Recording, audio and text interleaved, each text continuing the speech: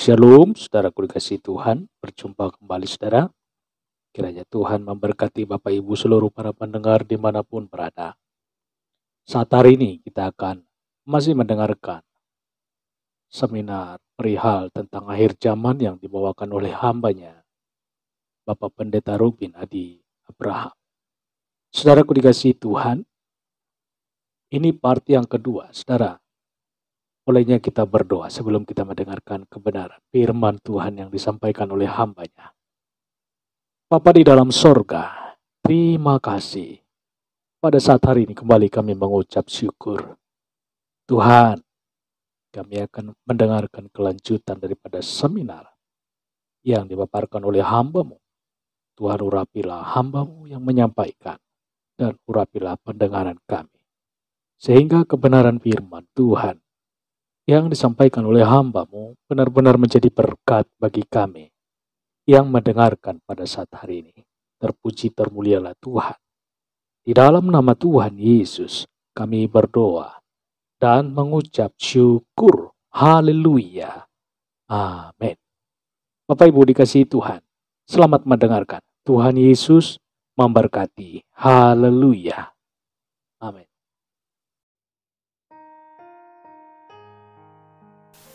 Mengejar Tuhan itu yang utama.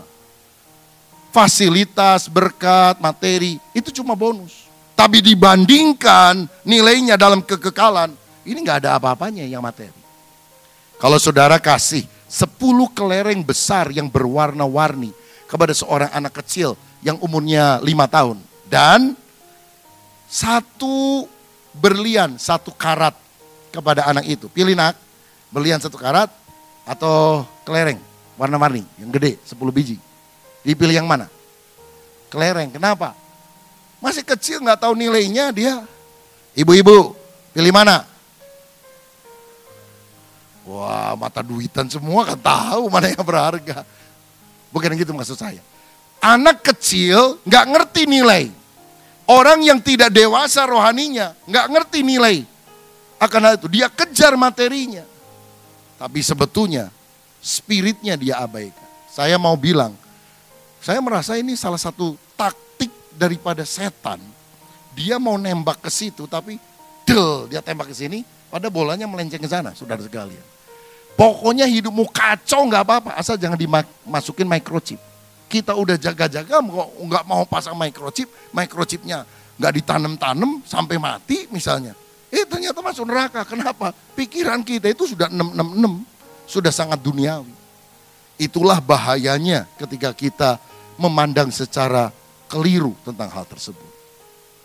Nah, bagaimana dengan implant chip itu sendiri? Sebetulnya teknologi implant chip ke tubuh manusia itu kan bukan barang baru yang 1-2 tahun ini. Sudah puluhan tahun yang lalu kan. Sudah dikumandangkan sampai hari ini juga belum jalan-jalan. Memang sudah ada percobaan. Yang orang di kantor mana udah pasang ini buat buka pintu begitu ya. Apa mereka masuk neraka? Saya rasa kalau percaya Yesus nggak masuk neraka mereka.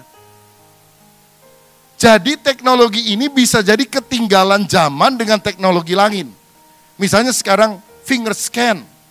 Orang kalau mau beli sesuatu di online, sekarang itu bisa pakai scan sidik jari. Begitu saudara, bayarnya pakai sidik jari. Atau dengan handheld scan, Amazon Store, kita bisa masuk, nggak usah bayar apa-apa, tinggal tek. Begitu masuk, handphone kita kenakan kepada scanner, belanja aja apa aja, mau Coca-Cola, mau apa dan sebagainya. Kita keluar juga nggak usah pergi ke kasir, nggak ada kasirnya, cuma tek, nanti semua tagihannya ada di sini. Begitu. Atau Alibaba dari Jack Ma, kalau saudara ke China, mereka adalah face scan. Lihat wajahnya aja, senyum, smile. Udah bayar itu. Senyum itu. Bayarnya di mana? Karena wajah saudara itu sudah terkait dengan data diri yang ada. Gak usah jauh-jauh ke China kemana. Bapak Ibu kan dekat sama airport nih. Sekarang ini kan ada autogate. Ya toh? Kalau kita pakai paspor. Pertama gimana autogate-nya? Di scan dulu kan. Dia baca. Terbuka kan, langsung masuk. Lihat, apa itu? Face scan kan? Begitu face scan, jari, tak, tak. Itu apa namanya? Finger scan kan?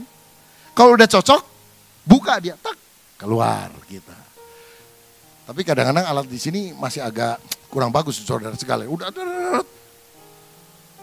keluar lagi. Anda belum beruntung, kita keluar lagi, saudara sekalian. Jadi teknologi ini, saudara tahu, nggak usah diimplant saja sudah banyak pengenalan akan data diri itu tidak harus dimasukkan ke sini. Sudah bisa dibaca dengan bermacam-macam cara. Saudara-saudara, berarti kita itu jangan terlalu alergi dengan kemajuan-kemajuan teknologi, karena bagaimanapun juga chip seperti komputer, seperti barcode adalah alat yang netral, yang bisa dipakai untuk hal positif atau hal negatif. Seperti pisau. Pisau dipakai oleh ibu-ibu untuk membantu dia memasak, memotong hal-hal tertentu, atau juga bisa dipakai untuk nusuk orang. Saudara sekalian, yang penting adalah the man behind the gun. Apakah antikris akan bisa memakai microchip? Bisa.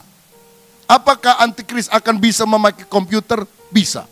Nanti kalau antikris datang, kemana-mana dia kira-kira jalan kaki atau naik mobil? Naik mobil kan? Oh berarti jangan naik mobil, nanti antikris akan naik mobil. Apa begitu saudara sekalian? Antikris kemungkinan bisa pakai kacamata enggak? Apa saudara bilang, wah antikris nanti pakai kacamata. Jangan pakai kacamata, itu mirip antikris. Kan kita jadi pikirannya enggak lurus jika demikian saudara sekalian. Jangan terlalu alergi dengan hal-hal semacam itu ya. Chip, it's okay lah ya. Saya suka chip juga sih, fish and chip, potato chip, saya suka juga saudara sekalian. Nah berarti microchip kita harus lihat sebagai alat kemajuan teknologi dan bukan tanda 666, belum tentu tanda 666. Tanda 666 itu akan diberikan kepada mereka yang menyembah antikris terlebih dahulu. Jadi gini, antikris muncul, orang yang menyembah dia akan diberi tanda. Tandanya apa? Saudara akan tahu, itu kelak. Jadi bukan berarti kita pakai sesuatu, tiba-tiba terjebak. Ternyata saya pengikut antikris. Bukan, antikrisnya muncul dulu, dia bilang, kamu yang mau jadi pengikutku, pakai tanda ini. Kalau nggak pakai tanda ini, kubunuh kau. Nah, jadi kita akan tahu tanda itu setelah antikrisnya muncul. Dan tanda ini adalah tanda penyembahan kepada antikris, bukan tanda penyembahan kepada Allah yang benar. Sehingga terlalu dini ketika kita menghubungkan sesuatu yang ada di sekitar kita, komputer, barcode, www, dan microchip sekarang, dengan sesuatu yang kita bisa pastikan, ini pasti adalah alat penyembahan kepada antikris. Orangnya dulu muncul, baru dia tentukan alatnya apa, begitu saudara. Namun kita tetap harus waspada. Saya tidak bilang ini hanya kemajuan teknologi, karena itu pakai saja ketika implant chip itu dilakukan. Saya tidak bilang begitu. Kita harus tetap waspada. Karena menurut hemat saya, microchip implant hanya tahap awal dari sesuatu yang kelak akan digunakan oleh antikris untuk menandai pengikutnya. Ini baru embrionya, saudara. Nanti akan dikembangkan. Tapi apanya? Itu baru setelah antikrisnya muncul. Misalnya, kalau kita baca Wahyu 13 ayat 15 dan 16. Dan kepadanya diberikan kuasa untuk memberikan nyawa kepada patung binatang itu. Sehingga patung binatang itu berbicara juga dan bertindak begitu rupa. Sehingga semua orang yang tidak menyembah patung binatang itu dibunuh. Dan ia menyebabkan sehingga kepada semua orang kecil atau besar, kaya atau miskin, merdeka atau hamba, diberi tanda pada tangan kanannya atau pada dahinya. Jadi si antikris ini akan bikin patung katanya, lalu patung itu akan bisa berbicara. Dan siapa yang tidak menyembah, itu akan dibunuh. Saudara-saudara, apa yang dimaksudkan dengan hal ini? Sekarang ini ada teknologi robotik. Nah mungkin, sekali lagi mungkin, ini penafsiran, itu bisa dikaitkan dengan adanya artificial intelligence yang dimasukkan di dalam robot. Saudara dulu pernah nonton film apa itu manusia robot tuh? Apa namanya? Robocop ya, model semacam itu. Nah, sekarang ini sudah ada robot-robot yang dibuat dengan artificial intelligence, dimasukkan microchip dan mereka bisa mulai bicara dengan bermacam-macam bahasa. Mereka didesain 1000 kali lebih cerdas dari manusia tercerdas. Sekarang ini kalau orang main catur sama komputer, sudah kalah terus orangnya, saudara. Komputernya makin lama makin cerdas. Dan robot pertama yang sudah bisa ngomong ketika ditanya seperti ini, itu Arab Saudi yang punya. Cewek gambar ininya. Dan sekarang maaf, ini mesti jaga betul nih. Sekarang ini sudah ada produksi-produksi sex toy. Yaitu hal-hal yang dihubungkan, bisa ngomong, bisa bergerak dan sebagainya, robot. Tapi untuk pemuas hawa nafsu. Memang ini manusia, kita bilang, yang jahat akan makin jahat, yang baik akan semakin baik. Jadi kalau hidup sekarang akhir zaman, mau bener-bener lah. Kalau mau rusak, rusak sekalian begitu saudara. Karena tempat yang paling bahaya itu di tengah jalan. Paling bahaya itu. Kalau saudara berpihak kepada Kristus, digebuk sama setan. Kalau saudara berpihak kepada setan, digebuk sama Tuhan. Kalau saudara di tengah, digebuk setan, digebuk Tuhan loh saudara sekalian. Nah ini adalah robot yang udah mulai bisa bicara, ditanamkan. Saya agak khawatir begini, bahwa yang nanti antikris bisa saja memasukkan ke tangan. Tapi bukan data yang pasif seperti yang dipikirkan orang sekarang.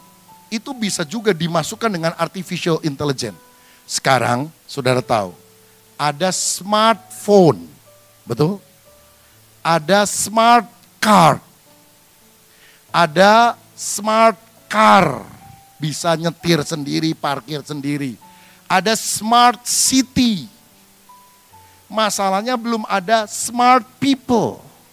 Orangnya makin lama makin bodoh loh saudara sekalian. Coba sekarang kalau saudara mau kemana-mana. Saya tadi kesini nggak nyasar. Kenapa? Ada GPS. Pakai GPS. Yang pintar siapa? Saya?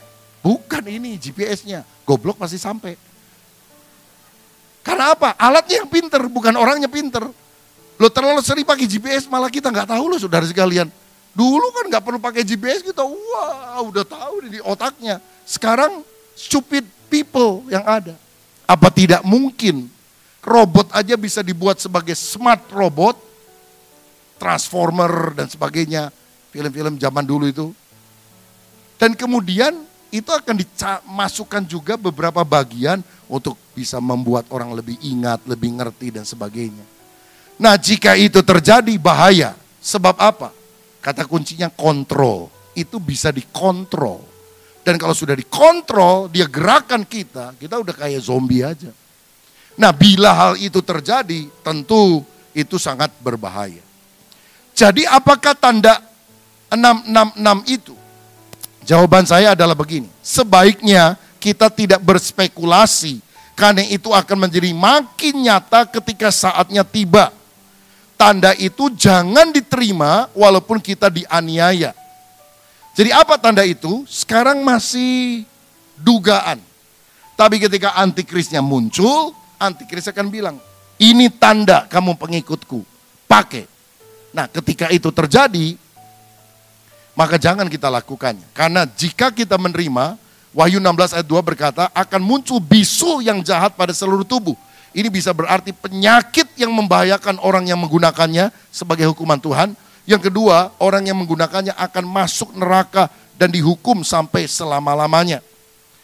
Wahyu 14 ayat 9-11. Dan seorang malaikat lain, malaikat ketiga menyusul mereka dan berkata dengan suara nyaring, jika seorang menyembah binatang dan patungnya itu dan menerima tanda pada dahinya atau pada tangannya, maka ia akan minum dari anggur murka Allah yang disediakan tanpa campuran dalam cawan murkanya. Dan ia akan disiksa dengan api dan belerang di depan mata malaikat-malaikat kudus dan di depan mata anak domba. Maka asap api yang menyiksa mereka itu naik ke atas sampai selama-lamanya. Dan siang malam mereka tidak henti-hentinya disiksa, yaitu mereka yang menyembah binatang itu serta patungnya dan barang siapa yang telah menerima tanda namanya. Perhatikan ayat ini, menyembah binatang itu dan patungnya dan menerima tanda namanya.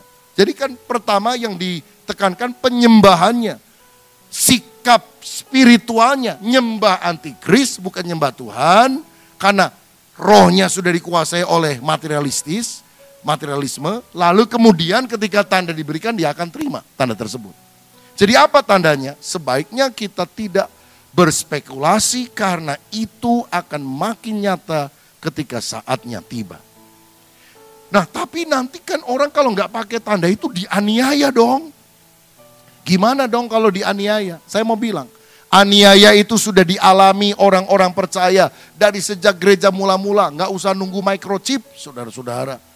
Orang-orang di Ambon itu sampai disalib dan sebagainya. Itu apa pakai microchip semuanya? Apa dipaksa? Enggak. Mereka disiksa untuk menolak Kristus. Ini masalah spiritual, ini bukan masalah jasmania. Aniaya terhadap orang percaya telah terjadi bahkan tanpa microchip. Yang penting di sini adalah ketabahan iman orang percaya. Kalau saudara lihat gambar berikut ini, rata-rata jumlah orang Kristen yang dibunuh karena iman mereka per tahun adalah sebagai berikut. Klik. Ada 5.400 orang yang dibunuh setiap tahun karena percaya kepada Yesus sampai tahun 313. Lalu kemudian ada 14.500 orang dari tahun 313 pada masa itu sampai tahun 1900 Masehi. Tetapi sekarang ini, pada abad ini, 20 dan 21, ada 455.000 orang yang dibunuh setiap tahun karena iman kepada Kristus. Ada data lain di bawahnya. Setiap bulan 322 orang Kristen dibunuh karena imannya di seluruh dunia. Saudara dengar, ada gereja, salah satu gereja yang paling besar di China yang dihancurkan, jemaatnya 50.000, saudara sekalian. Itu penganiayaan yang sedang terjadi. 214 gereja dan properti milik orang Kristen dihancurkan setiap bulan. 772 bentuk kekerasan yang dilakukan di mana-mana terhadap orang Kristen terjadi di seluruh dunia setiap bulan. Apakah ada kaitan dengan microchip? Tidak. Kalau saudara beriman kepada Kristus, nggak usah nunggu zaman antikris, zaman microchip dan sebagainya. Penganiayaan sudah terjadi di mana-mana. Nah, saudara-saudara, perlu disadari, ini kabar baiknya. Biasanya kalau kita ngomong soal antikris itu dipikir akan menguasai seluruh dunia secara global. Karena ada kata akan menguasai semua orang di dunia. Tapi saudara perlu tahu, ada ayat-ayat Alkitab yang berkata dalam kitab Roma bahwa Injil sudah diberitakan ke seluruh dunia. Ya, di dalam Alkitab oleh gereja mula-mula. Dunia mana? Dunia yang dikenal pada waktu itu. Bukan seluruh dunia dalam arti setiap orang, gak ada satupun yang terlewat yang belum pernah mendengar Injil. Gak demikian. Begitu juga antikris. Antikris pengaruhnya akan mengglobal. Tapi dia tidak akan bisa menguasai seluruh dunia. Ini kabar baik yang saudara harus dengar. Saudara pernah dengar one world government, satu pemerintahan dunia baru di mana antikris akan menguasai? Saya mau bilang, selalu ada orang dalam setiap zaman ingin menjadi penguasa dunia. Namanya Nero, namanya Hitler, namanya Hirohito. Sampai ada perang dunia kedua dan sebagainya. Nanti namanya si X, Alkitab bilang antikristus. Berhasil dia menguasai seluruh dunia? Mencoba, tapi tidak akan pernah berhasil. Dia kelihatannya nyaris berhasil, tapi 666 dihajar oleh 777. Dan ini gambarannya jelas ketika Nebukadnezar mimpi. Lihat ada patung kepala dari emas, kerajaan Babel, bagian dada dari perak, Media Persia, bagian perut dari perunggu, Yunani, Alexander the Great, bagian bawah Roma, Kekaisaran Roma, yaitu besi dicampur dengan tanah liat. Lalu ada 10 jari kaki yang melambangkan 10 negara yang mungkin akan bersatu di bekas Romawi yang lama. Tetapi akan ada satu batu menggelinding dari atas, kecil, lama-lama membesar, buang, menghancurkan seluruh patung tersebut. Dan apakah itu? Kerajaan Allah yang akan ditegakkan. Jadi begini, walaupun antikris mencoba menguasai seluruh dunia, dia tidak akan pernah jadi raja untuk seluruh dunia. Yang satu-satunya berhasil jadi raja atas alam semesta ini hanyalah Yesus Kristus, raja di atas segala raja, Tuhan di atas segala Tuhan. Karena nanti pada akhir zaman akan ada perang namanya Harmagedon. Nah, kalau ditafsirkan bahwa antikris ini mungkin muncul dari barat, maka toh Alkitab bilang akan ada 200 juta orang dari timur yang akan menyerang Israel perang di perang Harmagedon. Berarti kalau seandainya antikris benar-benar dari ex kerajaan Roma, dari Eropa bersatu, atau dari Amerika, karena Amerika kan asalnya orang Eropa juga, saudara. Ini tidak akan pernah bisa menguasai dunia, karena China pasti akan menolak. 200 juta orang dari timur, mana itu? Kalau China nggak ikutan, mana bisa kirim pasukan 200 juta, saudara sekalian. Ini pasukan.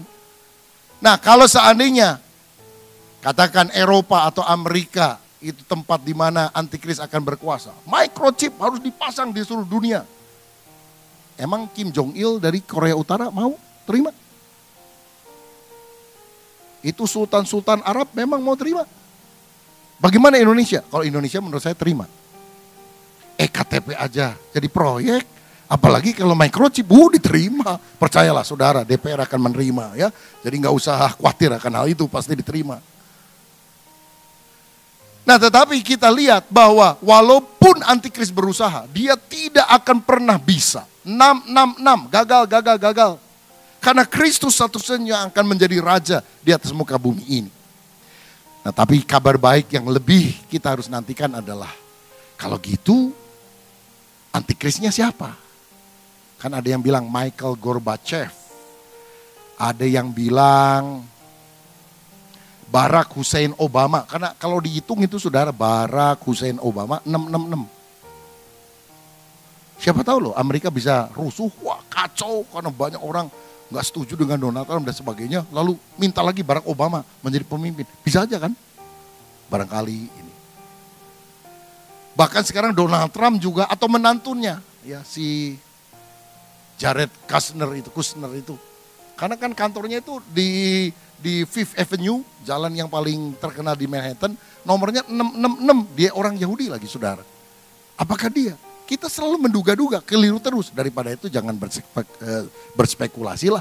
Tunggu aja tanggal mainnya. Dan kabar baiknya mungkin ketika antikris muncul, saudara dan saya udah gak ada. Diangkat. Haleluya. Jadi masa bodoh deh antikris siapa. Yang penting aku bersama dengan Yesus. Yang penting itu saudara sekalian. Tapi benarkah orang Kristen akan diangkat sebelum antikris tiba? Nah ini tafsirannya juga beda lagi saudara ya. Karena ini sebetulnya ada seri yang cukup banyak, cukup panjang. Biasanya saya juga bicara tentang apa yang akan terjadi di dunia setelah Amerika mengakui Yerusalem sebagai ibu kota Israel. Karena 14 Mei tahun depan rencananya akan pindah tuh kedutaan besar dari Tel Aviv ke Yerusalem. Tapi Erdogan dari Turki sudah ingin menghimpun negara-negara Arab, menghancurkan Israel dalam 10 hari. Dan saudara perlu tahu, antikris kata Alkitab itu dulu bersama-sama dengan kita, sekarang tidak lagi. Jadi kemungkinan dia itu dulu Kristen, sekarang tidak lagi. Turki emang Erdogan Kristen? Bukan. Tapi Turki itu adalah basis kekristenan. Konstantinopel itu pernah jadi pusat dari, kan pecah antara Roma, Paus dengan Konstantinopel, Turki, Istanbul sekarang. Dengan gereja barat dan gereja timur. Itu di Konstantinopel. Apakah itu yang kemudian? Karena kalau bicara tentang negara yang di utaranya Israel, saudara lihat di peta. Ini Israel, atasnya persis itu Turki, saudara. Atasnya lagi baru Uni Soviet. Dan kelihatannya akan disupport oleh Uni Soviet. Negara utara, Gog dan Magog akan datang. Negara-negara selatan, negara Afrika, negara Arab akan menyerbu Israel. Kelihatannya nggak lama lagi. Jadi akan ada 5 peristiwa besar yang terjadi gara-gara klaim daripada Donald Trump itu. Apa itu? Saya nggak bahas sekarang karena bukan itu temanya, saudara. Ini temanya tentang 666. Siapa itu antikris? Nah itu pembahasannya juga ada tersendiri karena ini kan rahasia Tuhan yang begitu luar biasa. Tapi kita fokus pada hal ini saja. Pengangkatannya kapan? 3 tafsiran. Bisa di awal sebelum antikris muncul, bisa di tengah 7 tahun antikris memerintah, di tengahnya 3,5 tahun kita diangkat, atau di akhir pre-tribulation, mid-tribulation, post-tribulation. Saudara pengen yang mana? Di awal, di tengah, atau di akhir? Memang kita selalu pengen yang paling enak, saudara-saudara. Saya juga berharap begitu. Tapi apakah itu pasti? Itu tafsiran. Alkitab bilang jelas, tapi kita tafsirkan. Kenapa? Ada yang bilang gini, seandainya kita sudah diangkat semuanya orang percaya, kenapa antikris mesti susah-susah membunuhi orang-orang yang tidak mau terima tanda 666? Siapa yang menolak? Pasti orang Kristen yang kenal kebenaran. Dan kemana dia? Dia masih ada di bumi. Karena itu coba dibunuhi. Kalau udah diangkat semuanya, nggak ada hal semacam itu. Ada bukti lain. Menurut yang percaya di tengah. Alkitab bilang Tuhan itu akan datang kalau sangkakala berbunyi. 1 Tesalonika 4. 1 Korintus 15, nafiri Allah yang terakhir harus dibunyikan, baru kemudian Kristus datang. Kan hukuman Tuhan 7 materai, 7 sangkakala, 7 cawan. Lah kalau diangkatnya, materai pertama kan antikris. Kalau diangkatnya di sini, kapan sangkakalanya ditiup? Jadi kemungkinan di tengah. 3,5 tahun. Apakah benar? Kelihatannya Alkitab memberikan dukungan untuk pre-tribulation, tapi juga ada dukungan untuk mid-tribulation, ada juga dukungan untuk post-tribulation. Kelihatannya membingungkan ya. Apa maksud Tuhan? Pokoknya berjaga-jaga saja. Itu yang Tuhan mau, jangan dihitung-hitung, nanti meleset lagi saudara. Mudah-mudahan di awal, tapi ketika, kok belum ya? Kita udah bersiap siaga, saudara sekalian. Ya mendingan kita siap-siap ternyata diangkat duluan. Haleluya. Daripada wah udah mau diangkat, kok nggak datang-datang. Antikrisnya ada tetangga sebelah saya. Waduh, celaka saudara sekalian. Kita nggak siap. Pengangkatan bisa saja terjadi sebelum antikris muncul. Tapi seandainya kita harus masuk pada masa aniaya semacam itu, percayalah Tuhan akan melindungi kita. Yang penting adalah ketekunan orang beriman.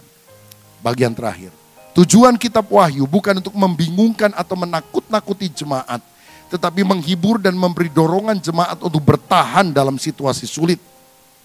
Allah yang mengontrol semuanya, iblis akan kalah. Yang menyembah antikris, ini yang merupakan ayat penghiburan saya ini saudara. Kita nggak usah terlalu khawatir, aduh nanti saya setia nggak ya? Karena ayat ini bilang, semua yang menyembah antikris adalah mereka yang sejak awal namanya tidak tertulis dalam kitab kehidupan. Saya baca, ini ayat penting sekali. Wahyu 13 ayat yang ke-8. Wahyu 13 ayat yang ke-8. Dan semua orang yang diam di atas bumi akan menyembahnya. Menyembah antikris. Yaitu setiap orang yang namanya tidak tertulis sejak dunia dijadikan di dalam kitab kehidupan dari anak domba yang telah disembelih. Jadi Tuhan sudah tahu siapa yang akan ikut antikris, siapa yang akan pakai tanda namanya di tangan atau di dahi, itu adalah orang yang dari sejak semula tidak dicatat dalam kitab kehidupan. Artinya orang yang tidak lahir baru.